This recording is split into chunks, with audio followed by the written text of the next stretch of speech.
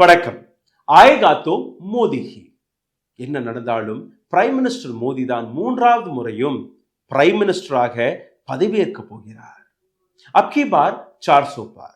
இந்த முறை 400ஐயும் தாண்டி விடும் பிஜேபி என்டிஏ கூட்டணி என்கிற ஒரு மிகப்பெரிய ப்ரொபகண்டாவை கடந்த 3 மாதங்களாக prime minister Modi, Amit Shah, JP Nadda, பிஜேபியில் இருக்கக்கூடிய அனைத்து யூனியன் மினிஸ்டர்கள், ஐடி விங் ஆஃப் பிஜேபி, இது போன்ற பல்வேறு இடங்களில் நீங்க கேட்டு வருகிறீர்கள். இதை ஆம்பிளிஃபை செய்யக்கூடிய வேலையை கோதி மீடியா பார்த்து வந்தது. ஆனால் இதற்கான உண்மை என்ன? உண்மையிலேயே இந்த முறை பிஜேபிக்கு 400 சீட்டுகள் கிடைத்து விடுமா என்கிற அந்த கேள்வி நீங்க கேட்கும் போது, போன ஒரு வீடியோவில் 4வது கட்ட தேர்தலுக்கு பின்பு நான் போட்ட ஒரு வீடியோவில் 2019ஆம் ஆண்டு எந்த 303 சீட்டுகள் பிஜேபிக்கு கிடைத்ததோ அங்கிருந்து நேரடியாக 100 சீட்டுகளை அவர்கள் இழக்கப் போவதாக அந்த டேட்டாவை நான் எடுத்து காட்டினேன். நேற்று நடந்த 5வது கட்ட தேர்தல் முடிவுகளுக்கு பின்பு பல்வேறு ஷாக்கிங்கான டேட்டா வெளிவர தொடங்கிவிட்டது. 5 கட்ட தேர்தலுக்கு பின்பு எங்கெல்லாம் மாற்றங்கள் நடந்திருக்கிறது, எந்த அளவில் பிஜேபி இன்னும் பாதாளத்தில் சரிய போவதாக நீங்க அந்த டேட்டாவை இதில் பார்க்க போகிறீர்கள். ஷாக்கிங்கான இன்ஃபர்மேஷன். போன முறை போட்ட அந்த வீடியோவிற்கான டிஸ்கிரிப்ஷன், அதற்கான தம்ப்நெயிலை நான் போட்டுவிட்டேன். இன்னைக்கு நீங்க பார்க்கக்கூடிய இந்த டீட்டெயில்டான இன்ஃபர்மேஷனில் நீங்க பார்த்தீர்கள்னா, ஏப்ரல் 19ஆம் தேதி தொடங்கி நேற்று, அதாவது மே 20, 2024ஆம் ஆண்டு வரை 5 கட்ட தேர்தலில் 429 சீட்டுகளுக்கான முடிவுகளை மக்கள் போட்டுவிட்டார்கள், வாக்கை செலுத்தி விட்டார்கள். 5வது ஃபேஸ் தேர்தலும் போது 49 சீட்டுகளுக்காக மக்கள் திரண்டு ஓட்டுகளை போட்டு வந்தார்கள். இதில் மகாராஷ்டிரா, உத்தரப்பிரதேஷ், பீகார், வெஸ்ட் பெங்கால், ஒரிசா, ஜார்க்கண்ட் போன்ற மாநிலங்கள். இந்த இடத்தில் நீங்க பார்த்தீர்கள்னா, மகாராஷ்டிராவில் பிஜேபி எந்த அளவில் தன்னுடைய சீட்டுகளை, கையில் இருக்கக்கூடிய சீட்டுகளை இழக்கப் போகிறார்கள் அந்த டேட்டா இருக்கிறது. உத்தரப்பிரதேசத்தில் ராய்பரேலியை தவிர மீதம் இருக்கக்கூடிய சீட்டுகளில் பிஜேபியுடைய நிலை என்னவாக இருக்கிறது அதை நீங்க பார்க்க போறீர்கள். பீகாரில் இருக்கக்கூடிய அனைத்து சீட்டுகளிலும் பிஜேபியுடைய இமேஜ் எந்த அளவில் ஸ்டேக்கில் இருக்கிறது அதை நீங்க பார்க்க போறீர்கள். அதே போன்று ஜார்க்கண்டை பத்தி, வெஸ்ட் பெங்காலை பற்றியும் நாம் பார்க்க போகிறோம். இந்த அனைத்து இடங்களிலும் நீங்க பார்த்தீர்கள்னா, இந்தியா அலைன்ஸ், அதாவது அப்ப இருந்த ஆப்போசிஷன், அவர்களுக்கு எவ்வளோ சீட்டுகள் கிடைத்தது, இப்போ அவர்கள் எந்த அளவில் கெயின் செய்திருக்கிறார்கள், லாபத்தை அடைந்திருக்கிறார்கள், அதையும் நாம் பார்க்க போகிறோம். எந்த அளவில் டேட்டா வெளிவந்திருக்கிறதுன்னு நீங்க பார்த்தீர்கள்னா, மகாராஷ்டிராவிலிருந்தோ, வெஸ்ட் பெங்காலிலிருந்தோ, உத்தரப்பிரதேசத்திலிருந்தோ இந்த டேட்டா நிச்சயமாக பிஜேபி ஐடி விங்கிற்கோ, பிஜேபியோட ஹெட் குவார்ட்டர்ஸ்க்கோ போய் சேர்ந்திருக்கும். அதற்கு பின்புதான் நீங்க பார்த்தீர்கள்னா, எங்கேயுமே பிரைம் மினிஸ்டர் மோடி அப்கி பார் 400 பார் என்கிற இந்த வார்த்தையை பேச மறந்து விட்டார். அலிகேஷனை வைக்கிறார், தாலியை கொண்டு வந்து விட்டார், இஸ் ஹிந்து முஸ்லிம் என்கிற வார்த்தைகளை கூறுகிறார். டெலிவிஷனில் வந்து நான் ஹிந்து முஸ்லிம் என்றே பேசுவதில்லை என்றெல்லாம் பொய்களை கட்டி வருகிறார். ஆனால் உண்மை என்னவென்று அவருக்கே தெரியும். கிரவுண்டில் மக்கள் என்ன ரிசல்ட்டை எடுத்துக்காட்டப் போகிறார்கள், ஜூன் 4ஆம் தேதி எந்த விதமான ரிசல்ட் வரப்போகிறது என்று நிச்சயமாக பிஜேபி ஹெட் குவார்ட்டர்ஸ்க்கு தெரியும். ஆனால் இந்த டேட்டாவை ஒவ்வொன்றாக நாங்கள் உங்களுக்காக கொண்டு வந்திருக்கிறோம். 2019ஆம் ஆண்டு 68% vote percentage இருந்தது.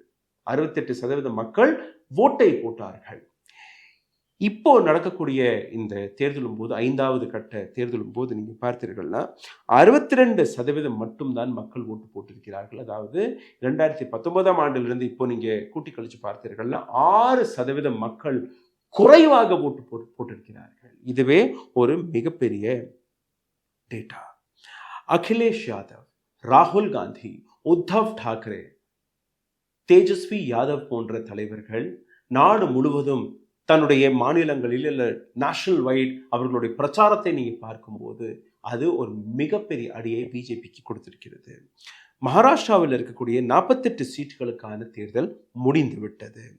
அஸ்லி சிவசேனா, நக்லி சிவசேனா, அஸ்லி என்சிபி, நக்லி NCP, original Shiv Sena versus duplicate Shiv Sena, original NCP versus duplicate NCP போன்ற பல்வேறு விஷயங்களை பிரைம் மினிஸ்டர் மோடியே தூண்டிவிட்டிருக்கிறார்.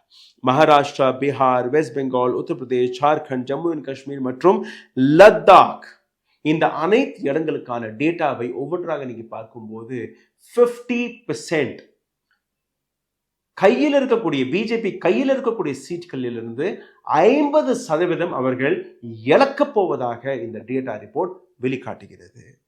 மகாராஷ்டிராவிலிருந்து தொடங்கலாம்.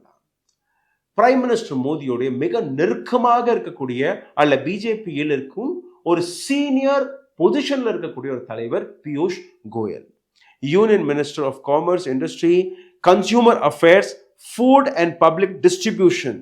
பிரைம் மினிஸ்டர் மோடியின் கேபினெட்ல இருக்கக்கூடிய இந்த தலைவர் முதல் முறையாக மகாராஷ்டிரா நார்த்தில் இருந்து பிஜேபி டிக்கெட்டில் போட்டியில் கலந்து கொண்டிருக்கிறார். மும்பை நார்த்தை பற்றி பேசுவதற்கு முன்பு நான் உங்களுக்கு ஒரு வீடியோ எடுத்து காட்ட ஆசைப்படுகிறேன். மும்பையில் இருக்கக்கூடிய மும்பை நார்த்தில் இருக்கக்கூடிய தஹேசரிலிருந்து இந்த வீடியோ எங்களுக்கு வந்திருக்கிறது. எந்த அளவில் மக்கள் திரண்டிருக்கிறார்கள் ஓட்டு போடுவதற்காக. இந்த வீடியோவை நீங்க பாருங்கள்.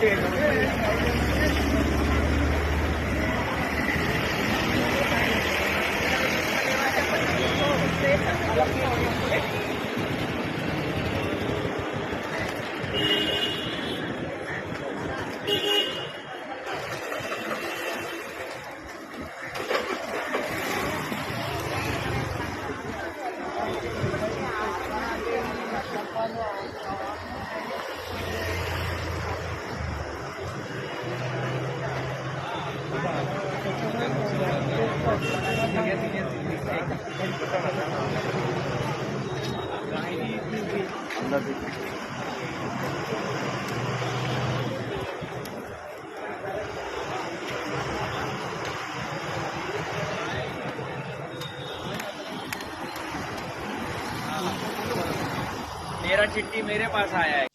தாஹேசர் டு மலாட் நீங்க பார்த்த அந்த வீடியோ தாஹேசர்ல இருந்து எடுக்கப்பட்ட வீடியோ. தாஹேசர் டு மலாடை நீங்க பார்த்தீர்கள்னா சிவசேனாவுடைய கோட்டையாக பார்க்கப்பட்டது. சிவசேனா பிஜேபி கூட்டணியாக இருக்கும்போது இதை பிஜேபியுடைய ஒரு மிகப்பெரிய கோட்டையாக பார்த்தார்கள். ஆனால் இப்போ அஸ்லி சிவசேனா நக்லி சிவசேனா என்று மாறும்போது பிஜேபி கையில் இருக்கக்கூடிய அந்த ஓட்டு வங்கியும் நலிவு விட்டதை பிஜேபி உணர்ந்து விட்டது. எப்படி என்று நீங்க பாருங்கள். சிவசேனாவுடைய கோட்டையாக இருந்தால் கூட சிவசேனா தன்னுடைய கேண்டிடேட்டை இந்த இடத்திலிருந்து நிறுத்தவில்லை.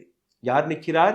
காங்கிரஸின் கேண்டிடேட், இந்த இடத்தில் பிறந்து வளர்ந்த ஒரு நபர் பூஷன் பட்டேல். பூஷன் பட்டேல் பிஜேபிக்கு எதிராக நிற்கிறார். இந்த இடத்தை நீங்க கொஞ்சம் பார்த்தீர்கள்னா ராஜஸ்தானி குஜராத்திகளுடைய பாப்புலேஷன் 28%, மராட்டியர்களுடைய பாப்புலேஷன் 32%, முஸ்லிம்களுடைய பாப்புலேஷன் 9%, நார்த் இந்தியன்ஸ் வடநாட்டிலிருந்து வந்து இந்த இடத்தில் வேலை பார்க்கக்கூடிய தங்கியிருக்கக்கூடிய நபர்களுடைய எண்ணிக்கை 20%. அப்போ பிஜேபி சிவசேனா கூட்டணியாக இருக்கும்போது மராட்டியர்களுடைய ஓட்டு இவர்களுக்கு போகும், குஜராத்திகளுடைய ஓட்டு போகும், ராஜஸ்தானிகளுடைய ஓட்டு போகும், வடநாட்டிலிருந்து வரக்கூடிய நபர்களுடைய ஓட்டும் போகும். வெறும் இஸ்லாமியர்களுடைய ஓட்டு மட்டும் போகாது. ஆனால் இந்த முறை பிளேட் மாறிவிட்டது. பிரைம் மினிஸ்டர் மோடியோடைய ரோட் ஷோ நடந்தது காட்கோப்பரில் தான் அந்த மிகப்பெரிய ஹோர்டிங் விழுந்து அங்கே 16-17 நபர்கள் இறந்து விட்டார்கள். ஒரு 75க்கும் மேற்பட்ட நபர்கள் சீரியஸ் இன்ஜுரிகளுடன் ஹாஸ்பிட்டலில் அட்மிட் ஆகியிருக்கிறார்கள். ஆனால் இந்த இடத்திற்கு சென்ற பிரைம் மினிஸ்டர் மோடி ஒரு வார்த்தை கூட காட்கோப்பரில் நடந்த அந்த விபத்தை பற்றி பேசவில்லை. இந்த இடத்தில் நீங்க பார்த்தீர்கள்னா குஜராத்தி வர்சஸ் மராட்டியர் என்று தேர்தல் களம் மாறிவிட்டது. அங்க இருக்கக்கூடிய மராட்டியர்கள் மனதில் இருக்கக்கூடிய விஷயம், எப்படி டெல்லியில் இருக்கக்கூடிய 2 குஜராத்திகள் மும்பையில் தன்னுடைய சாம்ராஜ்யத்தை வளர்க்க பார்க்கிறார்கள். அவருக்கு எதிராக மும்பைக்கர் மராட்டியர்கள் எழுந்து நிற்க வேண்டும் என்கிற ஒரு பிரச்சாரம் அங்கு நடந்தது. குஜராத்திகள் இந்த தேர்தல் தொடங்கிய உடனேயே அலைமோதும்படி குஜராத்திகள், ராஜஸ்தானிகள், வட இந்தியாவில் இருக்கக்கூடிய நபர்கள் எல்லாருமே ஓட்டு போட போனார்கள். ஆனால் அதை தாண்டி அங்க இருக்கக்கூடிய முஸ்லிம் மராட்டியர்கள், இன்னும் சொல்ல போனால் வட இந்தியாவிலிருந்து வந்த வட இந்தியர்களும் யார் பக்கம் திரும்பி இருக்கிறார்கள் அதை நாம் பார்க்க வேண்டும். Piyush Goyal from BJP versus Bhushan Patel from Congress. எம்என்எஸும் இந்த இடத்தில் ஜாயின் செய்தது. எம்என்எஸ் ராஜ் டாக்கரேவுடைய ஒரு கட்சி, வட இந்தியர்களுக்கு எதிராக இருக்கக்கூடிய ஒரு கட்சி. எம்என்எஸ் பிஜேபியுடன் கைகோர்த்த உடனேயே வட இந்தியர்கள் அவர்களும் சிவசேனா பக்கம், காங்கிரஸ் பக்கம் திரும்பிவிட்டார்கள். இந்தியா அலைன்ஸை பக்கம் திரும்பிவிட்டார்கள். நார்த் இந்தியன் சிவசேனாவிற்காக ஃபேவர்டு ஓட்டை போட வந்தார்கள். இப்போ மராட்டியர்கள், இஸ்லாமியர்கள், வட இந்தியர்கள் அனைவருமே சிவசேனா, காங்கிரஸ், இந்தியா கூட்டணிக்கு ஓட்டு போடும்போது இவர்களுடைய நிலை எப்படி மாறிவிட்டது என்று நீங்க பாருங்கள். Ajit Pawar from NCP, Eknath Shinde of Shiv Sena, duplicate Shiv Sena இல்லை ஒரிஜினல் சிவசேனா, நீங்களே முடிவெடுக்கலாம். இந்த இடத்தில் மக்கள் கூட்டம் எந்த அளவில் போகவில்லை, அவர்களுக்கு எந்த அளவில் சப்போர்ட் கிடைக்கவில்லை என்கிற பல்வேறு ரிப்போர்ட்கள் வெளிவந்திருக்கிறது. நீங்க பார்த்த அந்த வீடியோவில் உங்களால் பார்க்க முடியும், குஜராத்திகள் தொடக்கத்தில் வந்தால் கூட பின்னாடியே அலைமோதி அந்த மக்களுடைய ஓட் ஷேர் பிஜேபியை பலவீனமாக்கி இருக்கிறது. மும்பையில் இருக்கக்கூடிய 6 சீட்களை பார்க்கலாம். இதுல இருந்து நேரடியாக 3 சீட்டுகள் உத்தவ் டாக்கரே கையில் போகிறது. மும்பை சவுத் சஞ்சய் சாவந்த் இந்த இடத்தில் நிற்கிறார், சிவசேனா. அமோல் கிருத்திகார் சிவசேனா, இவர் அங்கு வெற்றி பெற இருக்கிறார். மும்பை நார்த் சஞ்சய் தினா பாட்டீல் சிவசேனா பக்கம் இந்த சீட்டும் போக இருக்கிறது. இந்த 6 சீட்டுகளில் இன்னொரு சீட்டும் சிவசேனா பக்கம் போகிறது. அதாவது 4 சீட்டுகள் மொத்தம். ஒரு சீட்டு காங்கிரஸிற்கு போகிறது. ஏக்நாத் ஷிண்டே பக்கம் ஒரு சீட். அதாவது என்டிஏவிற்கு வேணாம் ஒரு சீட் கிடைக்கலாமே ஒழிய பிஜேபி முற்றிலும் மும்பையிலிருந்து வாஷ் அவுட் செய்யப்பட இருக்கிறது. இதை தாண்டி நீங்க பார்த்தீர்கள்னா நாசிக் அண்ட் திந்தோரி, இந்த இடத்திலிருந்து வெளிவந்த வெங்காயம் விளைய வைக்கக்கூடிய இந்த விவசாயிகள், அவர்களுடைய கோபமும் பிஜேபிக்கு எதிராக, மோடிக்கு எதிராக வெடித்திருக்கிறது. துலே சீட்டிலிருந்து காங்கிரஸ் ஹெவியாக போட்டியிடுகிறது. ரொம்பவே தெளிவான ஒரு மெசேஜ். உத்தவ் டாக்கரே பக்கம் அங்கு இருக்கக்கூடிய மக்கள் நிற்கிறார்கள். அங்கதான் அந்த நம்பர் கேம் வெளிவந்திருக்கிறது. 2வது ஸ்டேட்டை பார்க்கலாம், உத்தரப்பிரதேஷ். 80 சீட்டுகள் கொண்ட இந்தியாவில் இருக்கக்கூடிய மிகப்பெரிய மாநிலம். ஆனால் இந்த மாநிலத்தில் எந்த அளவில் அகிலேஷ் யாதவ், பிரியங்கா காந்தி, ராகுல் காந்தி போன்ற தலைவர்களுடைய ராலிகள் பிஜேபியை பேக்ஃபுட்டில் கொண்டு வந்திருக்கிறது என்று நீங்கள் பார்த்தீர்கள். 2019ஆம் ஆண்டு இதே 14 சீட்டுகள், நேற்று உத்தரப்பிரதேசத்தில் 14 சீட்டுகளுக்கான அந்த போட்டி நடந்தது. இந்த 14 சீட்டுகளிலிருந்து ராய்பரேலியை தாண்டி மீதம் அனைத்து இடங்களிலுமே பிஜேபி தோல்வி பக்கம் நகர்ந்து கொண்டிருக்கிறது. போன தேர்தலும் போது 50% என்டிஏவிற்கு ஓட் ஷேர் கிடைத்தது. இந்தியா அலைன்ஸ் அல்ல அப்ப இருந்த ஆப்போசிஷனுக்கு 30% தான் ஓட் ஷேர் கிடைத்தது. ஆனால் இந்த அனைத்துமே எப்படி மாறியது என்று நீங்க பார்த்தீர்கள்னா, இந்த 10 சீட்டுகளில், முக்கியமாக அந்த 14 சீட்ல இருந்து 10 சீட்டுகள் நேரடியாக காங்கிரஸோடைய வேட்பாளர்கள் அங்கு நிற்கிறார்கள். அந்த 4 சீட்டுகளில் இருந்து 3 சீட்டுகள் காங்கிரஸ் பக்கம் திரும்ப இருக்கிறது. 4வது அமேठी, அதையும் பிஜேபி நழுவ இருப்பதாக பல தகவல் வெளிவந்திருக்கிறது. ஸ்மிருதி இரானி இந்த இடத்தில் நிற்கிறார். ஸ்மிருதி இரானிக்கு எதிராக நீங்க பார்த்தீர்கள்னா கிஷோரி லால் காங்கிரஸின் வேட்பாளர் நிற்கிறார். கிஷோரி லால் மைட் வின் என்கிற ரிசல்ட்டும் இந்த தகவலும் வருகிறது. இந்த தகவல் எப்படி வருகிறது என்று நீங்க பார்த்தீர்கள்னா, பிஎஸ்பி உடைய ஓட்டு, பகுஜன் சமாஜ்வாதி பார்ட்டியுடைய ஓட் பிஜேபி பக்கம் திரும்பவில்லை. அந்த ஓட் பேங்க் அனைத்துமே காங்கிரஸ் பக்கம் திரும்பி இருக்கிறது. ஸ்மிருதி இரானிக்கு எதிராக திரும்பி இருக்கிறது.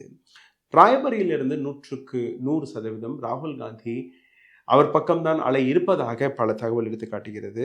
ஜான்சியிலிருந்து Pradeep Jain versus Anurag Sharma from BJP. Pradeep Jain இந்த இடத்தில் பலமாக நிற்கிறார். புந்தேல்கண்டை நீங்க பார்க்கும்போது, புந்தேல்கண்ட் அந்த கான்ஸ்டியூன்சியில் ஜான்சி, ஜாலோன், ஹமீர்பூர் மற்றும் பாந்தா, இந்த 4 சீட்டுமே பிஜேபி கையில் இருந்தது 2019ஆம் ஆண்டு. இந்த தேர்தலில் 50-50% தான். அதாவது they are going to lose Jhansi and Hamirpur. Hamirpur மிக முக்கியமாக பார்க்க வேண்டும். ஹமீர்பூரை பொறுத்தவரையில் அங்கே எப்பவுமே பிராமணர் வேட்பாளர் தான் நிற்கிறார். அவர் தான் வெற்றி பெற்று வருகிறார். 7 முறை பிராமணர் அங்கே எம்பியாக பதவியேற்கிறார். 5 முறை அங்கே இருக்கக்கூடிய பட்டேல் சமுதாயத்தை சார்ந்த நபர்கள். இந்த முறை பிஎஸ்பி மட்டும்தான் பிராமன் கேண்டிடேட்டை நிறுத்தி வைத்திருக்கிறார்கள். பிஜேபி பட்டேல் சமுதாயத்தை, காங்கிரஸ் பட்டேல் சமுதாயத்தை. இந்த இடத்தில் பிஎஸ்பி பக்கம் அந்த மக்கள் ஓட்டு போடுவார்கள் என்கிற ஒரு கணக்கு வெளிவந்திருக்கிறது. லக்னோவில் ராஜ்நாத் சிங் ஸ்ட்ராங்கான கேண்டிடேட்டாக இருந்தால் கூட லக்னோவில் மக்கள் வெளிவந்து ஓட்டு போடவில்லை. இதுவும் ராஜ்நாத் சிங்கிற்கு எதிராக மாறலாம். ஃபைசாபாதை நீங்க பார்த்தீர்கள்னா, ஃபைசாபாதில் இஸ்லாமிய ஓட்டர்ஸ்கள் அதிகமாக இருக்கிறார்கள். அயோத்தியா, ராம் மந்திர், இது போன்ற விஷயங்கள் பிஜேபி அங்க பேக் ஃபுட்டில் தள்ளி இருக்கிறது. கைசர் கஞ்ச் என்கிற இடம், பிரிஜ் பூஷன் சரண் சிங் பெண் வீராங்கனைகளுக்கு எதிராக பாலியல் குற்றத்தில் இன்னைக்கு அந்த வழக்கை சந்திக்கக்கூடிய நபர் அவருடைய மகனான கிரண் பூஷன் சிங் இந்த இடத்தில் பலமாக நிற்கிறார். பிஜேபி அவர்கிட்ட பணம் இருக்கிறது, பவர் இருக்கிறது, எல்லாமே பண்றார். கோண்டா என்கிற இடத்தை நீங்க பார்த்தீர்கள்னா கீர்த்தி வர்தன் சிங் ஸ்ட்ராங்காக நிற்கிறார். அவுட் ஆஃப் 10 சீட்டுகளில் இருந்து நேரடியாக 7 சீட்டுகள் இந்தியா அலையன்ஸிற்கு ஃபேவராக இருக்கிறது. இது புதிய டேட்டா. இன்னும் சொல்ல போனால் ஒரு சில இடங்களில் வெளிவரக்கூடிய தகவலை பார்க்கும்போது இந்த எண்ணிக்கை 9லிருந்து 10 கூட வளரலாம். அகிலேஷ் மற்றும் ராகுல் காந்தியுடைய கேம்பெயினுக்கான ரிசல்ட் தான் இது. 3வது ஸ்டேட் பீகாரை பாருங்கள். பீகாரில் எந்த எதிர்பார்ப்பு ஆர்ஜேடிஎம் இருந்ததோ அது எதிர்பார்ப்பு ஏதோ இடத்தில் வீக் ஆகிவிட்டது. நிதிஷ்குமார் மற்றும் பிஜேபியுடைய கூட்டணி பீகாரில் பல்வேறு இடங்களில் ரீட்டைன் செய்ய போறார்கள் தன் கையில் இருக்கக்கூடிய சீட்டுகளை. இதற்கான காரணம் லாலு பிரசாத் யாதவுடைய மகள் ரோஹிணி ஆச்சாரியா. ரோஹிணி ஆச்சாரியா தான் லாலு பிரசாத் யாதவிற்கு ஒரு கிட்னியை டொனேட் செய்திருக்கிறார். ஒரு இமோஷனல் கனெக்ட் இருந்தால் கூட அவருடைய அண்ணன்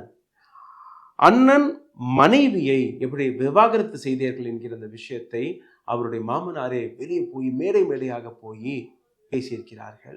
அது அவர்களுக்கு பேக் ஃபுட்டை தள்ளி இருக்கிறது. ஸோ ரோஹிணி ஆச்சாரியா தோற்பதற்கான பல வாய்ப்புகள் இருக்கிறது. இதே போன்று நீங்க பார்த்தீர்கள்னா ஹாஜிபூர் சிராக் பாஸ்வான் ஒரு மிகப்பெரிய வெற்றியை எடுத்துக்காட்ட இருக்கிறார். மதுபனி, முசஃபர் நகர், சீதாமணி இது போன்ற இடங்களில் எந்த விதமான எதிர்கட்சி தலைவர்களுமே ஸ்ட்ராங் ஆப்போசிஷனே கிடையாது. இந்தியா அலையன்ஸ், இந்தியா கூட்டணியிலிருந்து யாருமே கிடையாது. பீகாரை பொறுத்தவரையில் ஒரு ஸ்ட்ராங் கேண்டிடேட் யாருமே கொடுக்கவில்லை. அதனால் அவர்கள் கையில் இருக்கக்கூடிய இந்த சீட்களை ரீடெயின் செய்ய போறார்கள்.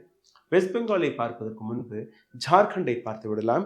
2019ஆம் ஆண்டு 3 இடங்கள், அதாவது சத்ரா, ஹசாரிபாக் மற்றும் கோட்ராமா, இது 3மே பிஜேபி கையில் இருந்தது. இந்த தேர்தலும் போது சத்ராவில் பிஜேபி தன்னுடைய சீட்டை ரீட்டைன் செய்ய போறார்கள். ஹசாரிபாகில் ஒரு மிகப்பெரிய டைட் ஃபைட் இருக்க போகிறது. கோடராமாவில் சிபிஐ உடைய வேட்பாளர் அவர் அங்க ஸ்ட்ராங்காக இருக்கிறார். அடுத்தபடியாக வெஸ்ட் பெங்காலை பார்த்து விடுங்கள். ரொம்பவே இம்பார்ட்டண்டான ஒரு மாநிலம். மம்தா பானர்ஜி தலைமையில் இந்த தேர்தல் நடக்கிறது, பிரச்சாரங்கள் நடக்கிறது. பிஜேபி 2019ஆம் ஆண்டு ஹுக்லி, பாரக்பூர் மற்றும் பகான் என்கிற இந்த இடங்களை கைப்பற்றியிருந்தார்கள். டிஎம்சி கையில் இருந்த 7 சீட்டுகள், 7 சீட்டிலிருந்து டிஎம்சி நேற்று நடந்த தேர்தலும் போது டிஎம்சி கையில் இருக்கக்கூடிய 4 சீட்டுகள் ஆராம்பாக், பல்வேரியா, ஹாவ்ரா மற்றும் ஸ்ரீராம்பூர். இந்த 4 இடங்களில் நீங்க பார்த்தீர்கள்னா பிஜேபி கையில் இருக்கக்கூடிய ஹுக்லி மற்றும் பேரக்பூர் ஷிஃப்ட் ஆக போகிறது. இந்தியா அலையன்ஸ் பக்கம் இது திரும்ப போகிறது. ஒடிசாவை நீங்க பார்த்தீர்கள்னா ஒடிசாவில் ஒரு மிகப்பெரிய ப்ரொபகண்டாவை பிரைம் மினிஸ்டர் மோடி பரப்பி வந்தார். அந்த இடத்தில் நிச்சயமாக எங்களுக்கு ஒரு சில சீட்டுகள் கிடைத்துவிடும் என்று நம்பியிருந்தால், ஆனால் அதுவும் கையை விட்டு நழுவி விட்டது என்று அந்த ரிப்போர்ட் வெளிவருகிறது. பாலங்கீர், ஒடிசாவில் இருக்கக்கூடிய இந்த சீட்டு பிஜேபி கையிலிருந்து நழுவ போகிறது. இன்னும் ஒரு சில இடங்களிலும் அதே நிலைதான். இந்த இடத்தில் நீங்க பார்த்தீர்கள்னா பிஜேபி எதிரில் இருக்கக்கூடிய ஒரு மிகப்பெரிய கேள்வி, ஒரு சேலஞ்ச் மகாராஷ்டிரா, வெஸ்ட் பெங்கால் மற்றும் உத்தரப்பிரதேஷ். மகாராஷ்டிரா ஒரு மிகப்பெரிய அளவில் கிளீன் ஸ்வீப் ஆக போகிறது. உத்தரப்பிரதேசத்தில் பல இடங்களில் பிஜேபி கையில் இருக்கக்கூடிய சீட்களை அவர்கள் இழக்க போறார்கள். வெஸ்ட் பெங்காலில் இருக்கக்கூடிய நிலையும் அதே தான். ஜார்க்கண்டை நீங்க பார்த்தீர்கள்னா பிஜேபி இஸ் லூசிங் இன் ஜார்க்கண்ட். 49 சீட்டுகள் 2019ஆம் ஆண்டு இவர்கள் கையில் இருந்தது. 49 சீட்டுகளிலிருந்து 41 சீட்டுகள் 2019ஆம் ஆண்டு பிஜேபி கையில் இருந்தது. இப்போ வெளிவந்த டேட்டா படி நீங்க பார்த்தீர்கள்னா அந்த 41 சீட்டுகளிலிருந்து 20 சீட்டுகளை பிஜேபி அவர்கள் கையில் இருக்கக்கூடிய இந்த சீட்டுகள் வெளியே போக இருக்கிறது. 5 கட்ட தேர்தலுக்கு பின்பு 6, 7 இந்த 2 கட்ட தேர்தல் தான் இருக்கிறது. போன வீடியோவில் நான் எடுத்து காட்டியது 100 சீட்டுகளை இழக்க போகிறார்கள். மீண்டும் இன்னொரு 20 சீட்டுகளை கழித்து விடுங்கள். அதாவது 120 சீட்டுகள். போன முறை இவர்கள் கிடைத்த சீட்டிலிருந்து 120 சீட்டுகள் பிஜேபி இறங்கிவிட்டது. அப்போ சிந்தித்து பாருங்கள், 400 சீட்டுகளை இவர்களால் பெற முடியுமா? 353 சீட்டுகள் என்டிஏ கூட்டணிக்கு 2019ஆம் ஆண்டு கிடைத்தது. 4 ஃபேஸஸ்களிலேயே அவர்களுடைய 100 சீட்டுகள் டிப் ஆகிய அந்த கதை வெளிவந்தது. அதாவது 258 மட்டும்தான் இந்தியா கூட்டணியோட சேர்த்து. இப்போ வெளிவந்த இந்த 20 சீட்டுகளையும் நீங்கள் குறைத்து விட்டீர்கள்னா 238 சீட்டுகள் மட்டும்தான் அவர்களுக்கு கிடைக்கும் என்கிற இந்த கணக்கும் வெளிவருகிறது. இந்த கணக்கு இன்னும் கீழே சரியும் என்றும் கூறி வருகிறார்கள். அதாவது பிஜேபி 200ஐ தொடுவதே ஒரு மிகப்பெரிய கேள்வியாக மாறிவிடும். அப்படி இவர்கள் எந்த விதமான தில்லுமுள்ளையும் செய்யவில்லை என்றால் சிந்தித்து பாருங்கள். நன்றி, வணக்கம். ஊடகம் கார்ப்பரேட் அரசியல்வாதிகளின் கைப்பாவையாக அடிமைகளாக இருந்தது போதும். இனி சாட்டை எடுத்து சுழற்றும் நேரம் வந்துவிட்டது. ஊடகம் பொதுமக்களாகிய உங்களுக்காக உங்களாலேயே இயக்கப்பட வேண்டும். ஊடக சுதந்திரத்திற்காக உங்களின் பங்களிப்பை இன்றே அளித்திடுங்கள்.